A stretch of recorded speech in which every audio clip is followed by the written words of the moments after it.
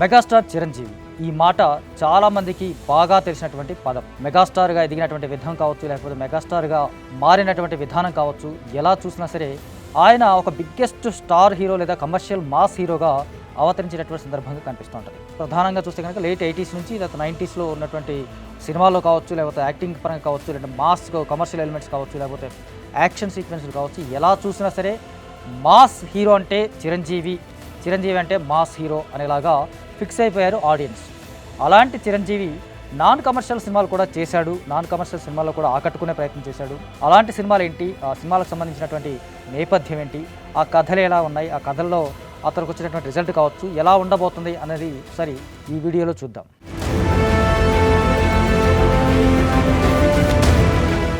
83లో వచ్చినటువంటి cinema ఖైదీతో biggest star hero అయ్యాడు చిరంజీవి. కానీ అదే సంవత్సరం వచ్చినటువంటి సినిమా మగమహారాజు 83లో వచ్చినటువంటి విడుదలైనటువంటి సినిమా ఇది. మగమహారాజులో ఆయన ఆ పాత్ర విధానం కావచ్చు, లేకపోతే మిడిల్ క్లాసు లేదా లోయర్ మిడిల్ క్లాస్ కనపడే విధానం కావచ్చు, చాలా చాలా ఆకట్టుకునేలాగా ఉంటుంది. అంటే ఆ క్యారెక్టర్ నుంచి కావచ్చు, లేకపోతే ఆ క్యారెక్టర్ సంబంధించినటువంటి నేపథ్యం కావచ్చు, ఇవన్నీ కూడా కొత్తగా ఉంటాయి. ఆ కారణంగా ఆ సినిమా చాలా వరకు కమర్షియల్ ఎలిమెంట్స్కు దూరంగా ఉన్నట్టుగా కనిపిస్తూ ఉంటుంది. ఆ చిరంజీవి లాంటి ఒక స్టార్ హీరో లేదా స్టార్డమ్గా వచ్చినటువంటి లేదా మాస్ హీరోగా అప్పటికే స్టార్ట్ అయినటువంటి హీరో చిరంజీవిగా ఆ పాత్రలో కనిపించిన విధానం కూడా చాలా ఆకట్టుకుంటుంది, మెప్పిస్తుంది. విజయబాపిరెడ్డి డైరెక్ట్ చేసినటువంటి సినిమా ఇది. ఆయన డైరెక్ట్ చేసినటువంటి ఫస్ట్ సినిమా కూడా మగమహారాజే. అంటే ఒక ఫస్ట్ సినిమా అలాంటి డైరెక్టర్తో ఇలాంటి కథ ఎంచుకోవడం అనేది చిరంజీవి చేసేటువంటి ఒక ప్రయత్నం లేదా గొప్ప ప్రయత్నంగా భావించవచ్చు. అంటే అలాంటి ఒక సినిమాని ఎంచుకోవడం చాలా చాలా కీలకమైన విషయంగా భావించవచ్చు. ఆ భావనలో భాగంగా కమర్షియల్గా మాత్రం సినిమా పెద్దగా ఆకట్టుకుందా లేదా అనేది పక్కన పెడితే కనుక ఇలాంటి ఒక ప్రయత్నం మాత్రం చిరంజీవి చేసినటువంటి గొప్ప ప్రయత్నంలాగా కనిపిస్తోంది. దాంతోపాటు 84లో వచ్చినటువంటి సినిమా విజేత కోదండరామరెడ్డి డైరెక్ట్ చేసినటువంటి సినిమా ఇది. అంటే అది కూడా కమర్షియల్ ఎలిమెంట్స్ ఉండవు. ఆ సినిమా సంబంధించి చూస్తే కనుక మొదటే ఒక నోట్ వేస్తుంది, చిరంజీవి స్వయంగా కనిపిస్తూ ఆ సినిమా కమర్షియల్ ఎలిమెంట్స్ ఉండవు, లేకపోతే రెగ్యులర్ ఆడియన్స్కి నచ్చే సినిమా కాదు ఇది, నేను ఒక చిన్న ప్రయత్నంలాగా చేస్తున్నాను, మిడిల్ క్లాస్ హీరోగా కనిపిస్తున్నాను, అలాంటి ఒక పాత్రతోని ప్రేక్షకులకు దగ్గర అయ్యేటువంటి ప్రయత్నం చేస్తున్నాను నేను అనే మాట ఆయన చెప్పాడు కూడా. ఆ కారణంగా వచ్చినటువంటి సినిమా విజేత. ఒక ఫుట్బాల్ ప్లేయర్ అయినప్పటికీ కూడా ఒక గొప్ప ఆటగాడిగా కనిపిస్తూ సినిమా మొత్తం కనిపించినప్పుడు ఆకట్టుకున్నా కూడా అతను ఇంట్లో పనికిరాని వాడిగా ముద్రపడినట్టు కూడా కనిపిస్తూ ఉంటాడు. ఆ తర్వాత హీరో తండ్రిగా అతను మెప్పించలేకపోవడం, లేక ఇబ్బంది పెట్టడం సందర్భాలు సన్నివేశాలు కూడా కనిపిస్తూ ఉంటాయి. అలాంటి అతను కిడ్నీ దానం చేయడం అనేది చాలా గొప్ప విషయంగా కనిపిస్తూ ఉంటుంది. ఆ కాలంలో సరిపోయేటువంటి కథ నేపథ్యం కూడా ఆకట్టుకుంటుంది. ఆ కారణంగా అతను ఫుట్బాల్ ప్లేయర్కి దూరం అవుతాడు. ఇంటి సమస్యలకు సంబంధించి కూడా కిడ్నీ డొనేట్ చేయడం కూడా స్పష్టంగా మనకు కనిపిస్తూ ఉంటుంది.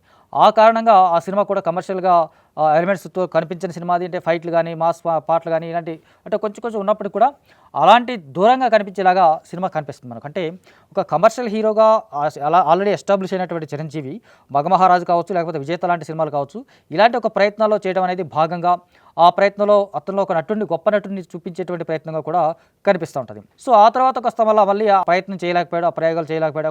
ఒక 2-3 ఏళ్ళ వరకు గ్యాప్ తీసుకున్నాడు. ఆ గ్యాప్ తీసుకున్న తర్వాత 87లో వచ్చినటువంటి సినిమాలు ఆరాధన, స్వయం కృషికి సంబంధించి ఎంత చెప్పినా సరే తక్కువగానే అవుతుంది. అలాంటి ఒక పాత్రని చిరంజీవి చేశాడు అనే మాట చాలామందికి అసలు మింగుడు పడినటువంటి విషయం కూడా. తనలో ఉన్నటువంటి ఒక గొప్ప నటుని ఆవిష్కరించే ప్రయత్నం, ఆ ప్రయత్నంలో భాగంగా ఆ క్యారెక్టర్కు ఒదిగిపోయినటువంటి విధానం కూడా చాలా చాలా బ్యూటిఫుల్గా పర్ఫామ్ చేస్తాడు చిరంజీవి. అంటే అతనిలో ఉన్నటువంటి కమర్షియల్ హీరో కావచ్చు, లేకపోతే కమర్షియల్ ఎలిమెంట్స్ హైలైట్ అయ్యేలాగా కనిపించేలాగా పాత్రలు ఉన్నప్పటికీ కూడా చాలా రకాలుగా ఆయన ఆకట్టుకునేటువంటి ప్రయత్నం చేసే అవకాశాలు ఉన్నప్పటికీ కూడా కె విశ్వనాథ్ డైరెక్ట్ చేసినటువంటి స్వయం కృషిలో ఉన్నటువంటి పాత్ర మాత్రం చిరంజీవికి కెరీర్లో ఒక మైలురాయిగా నిలిచిపోతుంది. అలాంటి ఒక పాత్రని ఎంచుకున్నటువంటి విధానమే చాలా చాలా గొప్ప విషయం. ఎందుకంటే ఆ టైంలో అతను చేసినటువంటి కమర్షియల్ సినిమాలు కావచ్చు, లేకపోతే ఫైట్లు, యాక్షన్ సీక్వెన్స్లు, అవన్నీ మాస్ ఎలిమెంట్స్ ఇవన్నీ అద్భుతంగా ఉండేలాగా ఆ దూసుకుపోతున్నటువంటి సందర్భంలో సడన్గా ఒక బ్రేక్ వేసి ఆ బ్రేక్తో భాగంగా స్వయం కృషి లాంటి సినిమా చేయడం అనేది ఒక బిగ్గెస్ట్ ప్లస్ పాయింట్ లాగా కనిపిస్తుంటుంది. ఒక బిగ్గెస్ట్ తనలో ఒక గొప్ప నటుని ఆవిష్కరించేటువంటి సందర్భం కూడా కనిపిస్తుంది. అంటే ఒక గొప్ప నటుడు అంటే ఎలా ఉండాలి అనేది దానికి తార్కాణంగా కూడా స్వయం కృషిలో చిరంజీవిని చూపిస్తే తప్ప అర్థం కాదు. అంత గొప్ప నటునితో ఆకట్టుకున్నటువంటి ప్రయత్నం. అయితే 87లో రిలీజ్ అయినటువంటి మరొక సినిమా ఆరాధన. భారతీరాజా డైరెక్ట్ చేసినటువంటి సినిమా ఇది. అది ఆల్రెడీ తమిళ్లో వచ్చినటువంటి సినిమా అయినప్పుడు కూడా రీమేక్గా వచ్చినటువంటి తెలుగు సినిమా ఇది. అయితే ఆ రీమేక్లో ఉన్నటువంటి ఒక ప్లస్ పాయింట్స్ ఏంటంటే తమిళ్లో ఒరిజినల్ పాత్ర మనకి సత్యరాజ్ చేసినటువంటి క్యారెక్టర్ కనిపిస్తూ ఉంటాడు. అటు తెలుగులో వచ్చేసి చిరంజీవి పాత్ర కనిపిస్తాడు. ఆ చిరంజీవి పాత్ర కూడా చాలా చాలా భిన్నంగా ఉంటుంది. అంటే మాస్ హీరోగా లేదా మాస్ క్యారెక్టర్‌తో కనపడతాడు. మాస్ హీరోగా కాదు, మాస్ క్యారెక్టర్ లాగా కనిపిస్తూ ఉంటాడు. ఆ సినిమాకి సంబంధించి చాలా ఓర మాస్‌గా కనిపిస్తూ ఉంటాడు. రకరకాల పులిరాజులాగా పాత్రలో కనిపిస్తూ ఉంటాడు. రకరకాల క్యారెక్టర్‌లో కనిపిస్తున్నటువంటి ఒక మాస్ కుర్రాళ్ళలాగా ఉన్నటువంటి హీరో ఆ తర్వాత క్లాస్‌గా మెప్పించడం, లేదా ఆ ప్రేమలో పడ్డటువంటి అమ్మాయి కోసం తప్పించినటువంటి విధానం కావచ్చు, లేకపోతే గొప్ప నటనతోటి చాలా అద్భుతమైనటువంటి పెర్ఫార్మెన్స్ తోటి కూడా 'ఆరాధన' సినిమాలో ఆకట్టుకున్నాడు చిరంజీవి. అలాంటి సినిమాలు చాలా రేర్‌గా వస్తూ ఉంటాయి. అంటే భారతీరాజ స్కూల్లో వచ్చినటువంటి సినిమాలు అంటే ఇవన్నీ కామన్‌గా కనిపిస్తుంటాయి. కానీ భారతీరాజ లాంటి దర్శకుడిని చిరంజీవి మెప్పించడం, చిరంజీవిని ఒప్పించడం అనేది చాలా చాలా పెద్ద విషయంగా కనిపిస్తూ ఉంటుంది. ఆ క్రమంలో వచ్చినటువంటి 'ఆరాధన' చాలా చాలా పెద్ద ప్లస్ పాయింట్ అయినటువంటిగా కనిపిస్తూ ఉంటుంది చిరంజీవికి. చిరంజీవిలోని మరొక మహానటుని, గొప్ప నటుని కూడా ఆవిష్కరించినటువంటి సందర్భం కూడా మనకి 'ఆరాధనలో' కనిపిస్తూ ఉంటుంది. రెగ్యులర్ కమర్షియల్ ఎలిమెంట్స్ లేకపోవడం, ఫైట్లు లేకపోతే పాటలు, డప్పులు, డ్యాన్సులు ఇవన్నీ లేకుండా, స్టెప్పులు లేకుండా టీచర్ అమ్మాయితో ప్రేమలో పడడం, ఆ ప్రేమలో పడ్డటువంటి విధానం కావచ్చు, ఆ తర్వాత వాళ్ళిద్దరి మధ్య వచ్చినటువంటి ప్రేమ కథ కావచ్చు, ఆ తర్వాత విడిపోయే సన్నివేశం కావచ్చు, ఆ తర్వాత చివరిలో కలిసిపోతారని ఒక వేరే విషయం, ఆ విడిపోయేటువంటి సన్నివేశం కావచ్చు, ఆ సందర్భాల్లో వచ్చినటువంటి నటన కావచ్చు, అద్భుతం, అసామాన్యం, అనన్య సామాన్యం అన్నట్టుగా కనిపిస్తూ ఉంటుంది 'ఆరాధనలో' సినిమా చూస్తే కనుక. అంటే చిరంజీవి ఎలాంటి పాత్రలు చేసినప్పటికీ కూడా మాస్ హీరో, మాస్ ఎలిమెంట్స్ అనేది కమర్షియల్గా చూస్తూ ఉంటుంది. అట్ ద సేమ్ టైం వేరే హీరోలు లేదా వేరే భాషలో నటించినటువంటి హీరోలందరూ కూడా అవార్డ్స్లోను లేదా రివార్డ్స్లోను రకరకాల పాత్రలు. అంటే కమల్ హాసన్ అతను ఒకసారి ఒక మాట చెప్పాడు. అతను ఒక 7 సార్లు పైన ఫిలింఫేర్ అవార్డు తీసుకున్నాను చిరంజీవి, కమల్ హాసన్ లాగా నేను కూడా తీసుకుంటే బాగుండేది, అలాంటి పాత్రలు కూడా నేను కూడా మెప్పించాలి, తనలో ఒక నటును కూడా చూపించాలనేటువంటి ఒక ప్రయత్నంలో భాగంగా రకరకాల ప్రయోగాలు చేశాడు, రకరకాల పాత్రలు చేసినటువంటి సందర్భం కూడా కనిపిస్తుంది. కాకపోతే ఈ ప్రయత్నాలు కావచ్చు, ఈ సినిమాలు కానీ చాలా తక్కువగా చిరంజీవికి రావడం అనేది ఒక బిగ్గెస్ట్ మైనస్ పాయింట్ కూడా కనిపిస్తుంది. ఎందుకంటే చిరంజీవిలోని ఒక గొప్ప నటుని ఆవిష్కరించే అవకాశం ఉన్నప్పటికీ కూడా కమర్షియల్ మాస్ హీరో అవ్వడం అనేది ఆ కారణంగా ఈ గొప్ప నటన ఆవిష్కరించడం చూపించడం అనేది తగ్గిపోయింది మనకు. సో అలాగా 88లో వచ్చినటువంటి మరొక గొప్ప cinema, the biggest great movie అనేది 'రుద్రవీణ'. కే బాలచంద్ర డైరెక్ట్ చేసినటువంటి సినిమా. అంటే కే బాలచంద్ర స్కూల్కి సంబంధించి కూడా డిఫరెంట్ స్కూల్ అయింది. ఆయన సినిమాలు కావచ్చు, మిడిల్ క్లాస్ సినిమాలు కావచ్చు, లేకపోతే డిఫరెంట్ ఒరిజినాలిటీకి దగ్గరగా ఉన్నటువంటి కథలు కావచ్చు, లేకపోతే అద్భుతమైనటువంటి కథలతో మెప్పించినటువంటి దర్శకుడు కే బాలచంద్ర. కే బాలచంద్ర లాంటి దర్శకుడితో చిరంజీవి సినిమా చేశాడు అనేది నిజంగా కాంబినేషన్ పరంగా చూసినా సరే, ఎలా చూసినా సరే ఒక డిఫరెంట్గా ఒపీనియన్ కనిపిస్తుంది మనకు. అలాంటి ఒక అభిప్రాయం కూడా, భిన్నమైనటువంటి అభిప్రాయం కూడా కనిపిస్తుంది. అంటే భారతీరాజా లాంటి డైరెక్టర్తో చిరంజీవి సినిమా ఏంటి అనే ఒక ప్రశ్న దగ్గర నుంచి మొదలైన నుంచి కథ, 'రుద్రవీణ' నుంచి మొదలైనటువంటి కథ ఎక్కడ అద్భుతమైనటువంటి పాత్ర, ఎంత గొప్ప పాత్ర, ఎలాంటి సన్నివేశాలు కావచ్చు, ఎలాంటి సీన్స్ కావచ్చు, ఎలాంటి క్యారెక్టరైజేషన్ పరంగా అనేది ఎంత గొప్పగా ఎంతసార్లు చెప్పినా సరే తక్కువగా అవుతుంది. కాకపోతే ఆ సినిమాకి సంబంధించి కమర్షియల్గా పెద్ద విజయం సాధించలేదు, కమర్షియల్గా పెద్దగా ఆకట్టుకోలేకపోయినప్పటికీ కూడా సినిమా పరంగా చూస్తే మాత్రం చాలా అద్భుతమైనటువంటి సినిమా. అంటే 88కి వచ్చేసరికి చిరంజీవికి మాస్ హీరోగా, కమర్షియల్ హీరోగా చాలా బిగ్గెస్ట్ ఫామ్లో ఉన్నటువంటి సందర్భం అది. అలాంటి సందర్భంలో ఒక సాధారణమైనటువంటి గ్రామీణ యువకుడు, ఒక బ్రాహ్మణ యువకుడు నుంచి ఒక అభ్యుదయ భావాలు ఉన్నటువంటి బ్రాహ్మణ యువకుడు, ఆ తర్వాత అతను తన తండ్రిని ఎదిరించితో గొప్ప ఊర్లో ఉన్నటువంటి ఒక చిన్న మార్పులు మొదలుపెట్టేసి ఆ ఊరు నుంచి తర్వాత చుట్టుపక్కల గ్రామాలు కూడా చాలా చాలా మార్పులు తెచ్చినటువంటి ఒక సందర్భం కనిపిస్తుంది.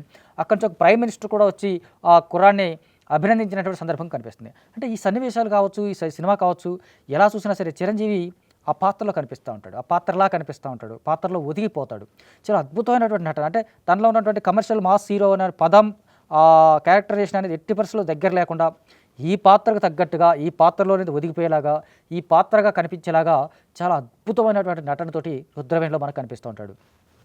'రుద్రవీణ'కు వచ్చినటువంటి అవార్డ్స్, రివార్డ్స్ అన్నీ చాలా చాలా తెలుసు, మనకు అందరికీ తెలిసినంతవరకు చూస్తే కనుక. కాకపోతే కమర్షియల్గా మాత్రం పెద్దగా ఆకట్టుకోలేదు.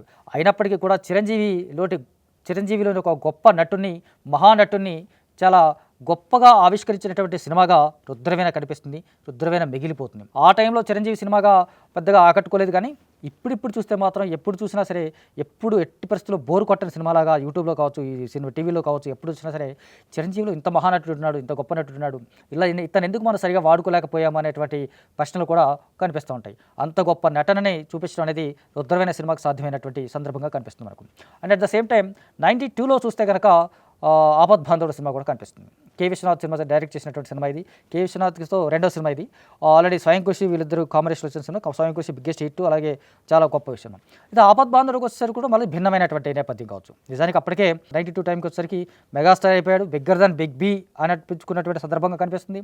ఘరానా మొగుడు, గ్యాంగ్ లీడర్ ఇలాంటి బిగ్గెస్ట్ బ్లాక్ బస్టర్స్ తీసుకున్నటువంటి సందర్భాలు. అలాంటి టైంలో, అలాంటి కాలంలో, అలాంటి సందర్భంలో ఆపద్ బాంధవ్ లాంటి ఒక సినిమా చేయాలి అనిపించినటువంటి భావన నిజంగా చిరంజీవిలో ఉన్నటువంటి ఒక గొప్ప నటుడిని చూపించాలనేటువంటి ఒక తపన కనిపించడానికి నిదర్శనంగా ఆపద్ బాంధవుడు కనిపిస్తుంది.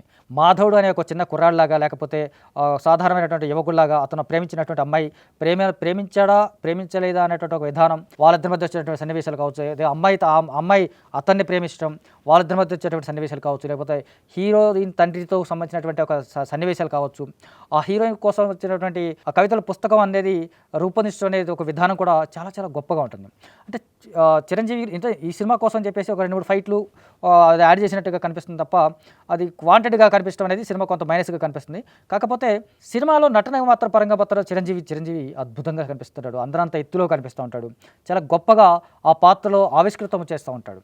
అంటే అలాంటి క్యారెక్టర్ చేయడం అనేది చిరంజీవి నిజంగా ఒక ఆ టైంకి వచ్చేసరికి మళ్ళీ ఇంకా నిజానికి 80స్లో ఒక రకంగా ఉంటే కనుక 90స్లో ఒక రకంగా ఆయన ఇమేజ్ కనిపిస్తుంది. 90స్లో కూడా ఇలాంటి పాత్ర చేయడం అనేది చాలా బిగ్గెస్ట్ థింగ్ లాగా కనిపిస్తుంది. చాలా బిగ్గెస్ట్ అచీవ్మెంట్ లాగా కనిపిస్తుంది. చాలా గొప్ప నటన ఆవిష్కృతమైనటువంటి సందర్భంగా ఆపద్ బాంధవుడిలో మనకు కనిపిస్తుంది. అంటే ఆపద్ బాంధవ్ లాంటి సినిమాని ఇప్పుడు చూస్తే కనుక మళ్ళీ సేమ్ యాజ్ ఇట్ ఈజ్. ఆ టైంలో వచ్చినటువంటి కమర్షియల్గా పెద్దగా ఆకట్టుకోలేదు, కమర్షియల్గా పెద్ద విజయం సాధించలేదు. కానీ ఇప్పుడు చూస్తే మాత్రం చాలా అద్భుతమైనటువంటి సినిమా ఇది. చాలా గొప్ప సినిమా. ఇలాంటి గొప్ప సినిమాని ఎందుకు ఆ టైంలో ఆకట్టుకోలేకపోయారని చెప్పేసి కూడా మనకు అనిపిస్తుంది. ఆ సినిమాలో పాటలు కావచ్చు, డ్యాన్సులు కావచ్చు, పువ్వు నవి గువ్వ నవి అనే ఒక పాటలో చిరంజీవి చేసినటువంటి స్టెప్పులు ఒక మైల్డ్ స్టెప్, అంటే చాలా చిన్న మైల్డ్ మూమెంట్ కూడా అద్భుతమైనటువంటి నటన డ్యాన్స్ చూపించడం అనేది, ఆ డ్యాన్స్ కూడా సహజంగా కనిపించడం, ఆ పాత్రకు తగ్గట్టుగానే డ్యాన్సులు కూడా కనిపించడం అనేది బిగ్గెస్ట్ అచీవ్మెంట్ లాగా కనిపిస్తుంది. అంటే తనలోని ఒక గొప్ప నటుని ఆవిష్కృతం చేస్తూ తనలోని ఒక నటుని చూపించే అవకాశం ఉన్నటువంటి ఛాన్సులు ఎట్టి పరిస్థితులు వదులుకోవద్దు అనే ప్రయత్నంలో భాగంగా చేసినటువంటి సినిమాలుగా ఇవి కనిపిస్తూ ఉంటాయి. అంటే ఒక రకంగా చిరంజీవి అనేవాడు బిగ్గెస్ట్ కమర్షియల్ మాస్ హీరోగా ఎస్టాబ్లిష్ అయిన తర్వాత కూడా ఇలాంటి సినిమాలు చేయడం, ఇలాంటి సినిమాలతో మెప్పించడం, ఇలాంటి సినిమాలతో ఆకట్టుకోవడం అనేది చాలా చాలా పెద్ద విషయం అనుకోవచ్చు. రుద్రవీణ లాంటి సినిమాలో తమిళలో చూస్తే కనుక కమల్ హాసన్ సినిమా ఆ పాత్ర కమల్ హాసన్ చేస్తాడు, చిరంజీవి కూడా చేస్తాడు. కానీ ఏ మాటకు ఆ మాటే ఒక మెట్టు పైన చిరంజీవి కనిపిస్తూ ఉంటాడు. రుద్రవీణలో ఆ పాత్రలో కమల్ హాసన్ కంటే కూడా చిరంజీవి పాత్ర బాగా ఉంటుంది. చిరంజీవి నటన కూడా ఇంకా చాలా బాగుంటుంది అనేది మాత్రం చాలా స్పష్టంగా కనిపిస్తుంది. Of course Kamal Haasan is one of the finest actors ఇండియాలోనే. కానీ అయినప్పటికీ కూడా ఆ సినిమాకి సంబంధించి చూస్తే కనుక వీళ్ళిద్దరిని తక్కువ చేస్తూ ఇద్దరి మధ్యలో ఎవరు గొప్ప అని చెప్తే కనుక కాస్త చిరంజీవి గొప్ప అని చెప్పుకునే విధంగా కనిపిస్తుంది మనకు. అలాంటి స్థాయిలో ఉన్నటువంటి Chiranjeevi regular commercial cinema mass హీరోగా అయిపోయిన తర్వాత కూడా చేసినటువంటి సినిమాలు ఆకట్టుకున్నవి. సో అయినప్పటికీ ఆయనతో తనలో నటన తృష్ణని తీర్చుకునే క్రమంలో భాగంగా చేసినటువంటి సినిమాలుగా కూడా ఇవి కనిపిస్తూ ఉంటాయి. సో ఆ తర్వాత చేసినటువంటి సినిమాలు కావచ్చు, మాస్ సినిమాలు కావచ్చు, కమర్షియల్ హిట్స్ కావచ్చు, బిగ్ బెస్ట్ బ్లాక్ బస్టర్స్ కావచ్చు, లేకపోతే రెగ్యులర్ ఓరమాస్ సినిమాలు కూడా కావచ్చు, ఇవన్నీ ఎలా ఉన్నప్పటికీ ఎలా చూసినా సరే, ఎలాంటి విజయాలు సాధించినా, ఇవన్నీ పక్కన పెట్టినా ఈ 5 సినిమాలకు సంబంధించి చూస్తే కనుక స్పష్టంగా చిరంజీవికి సంబంధించి చూస్తే కనుక ఈ చిరంజీవిలోని గొప్ప నటనని ఆవిష్కృతం చేసినటువంటి సినిమాలుగా ఇవి ఎప్పటికీ నిలిచిపోతాయి, ఎప్పటికీ మరపురాని సినిమాలుగా మిగిలిపోతాయి.